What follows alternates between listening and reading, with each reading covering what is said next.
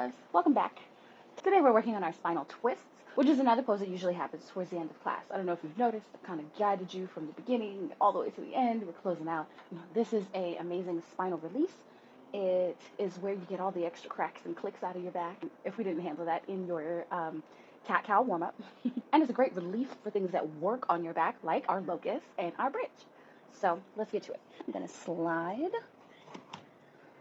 down on my mat, so when I lie back, the back of my head can rest, and I can place my palms down. Option here to send the arms overhead that allows the shoulders to continue to stretch a little bit more. If you like that, take it. If you don't like that, don't take it. Slide through plants. But you can take your arms out to T if that feels more comfortable for you, or you can cactus them and send them up. From here, your feet are at least as wide as your hips. You can go one heel toe wider towards the outer edges of the mat, and give yourself some space here. We're going to start with windshield wipers, which looks exactly how it sounds. You swish and you swish one side to the other side. You need your feet to be far enough apart that your knees have space to come down in between the legs. This legit could be enough. You can do this first thing in the morning. You can do this last thing at night before you go to sleep. This might be enough. Getting into your spinal twist is just a little bit deeper than this. So, instead of just swishing to one side, which maybe you go super deep and you go as far as you can, maybe your knees touch. More power to you, if they do. But to get into that supported spinal twist, I should say, right, because you use your hands and stuff. So from here, I'm going to hug my left knee in, interlace the fingers on top of the knee, and extend my right leg long to give myself space. Now, your leg might not be completely flat down. That's okay. If that's not accessible to you, that's fine.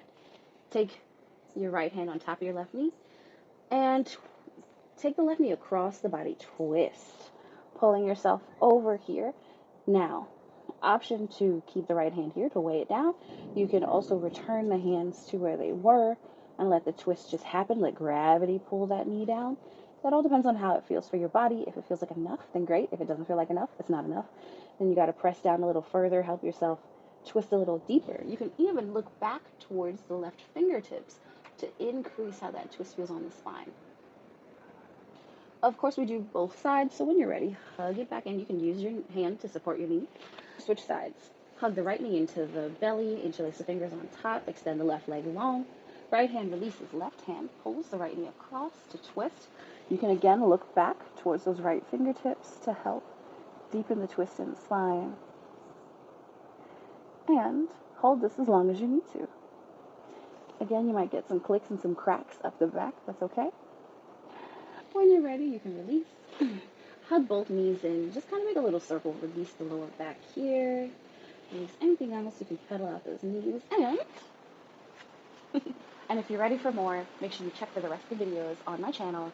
I have made almost a month's worth of beginner yoga videos, a 30-minute beginner yoga warm-up, and several recordings of my actual classes. If you want to sign up for a live class, you can go to thickthighyyoga.com and sign up for your live Zoom class. Maybe it's a yoga subscription where you get to watch playbacks of the videos of my classes, or you sign up for a retreat or an event and you make sure you join my mailing list so that you hear about things that are upcoming, okay?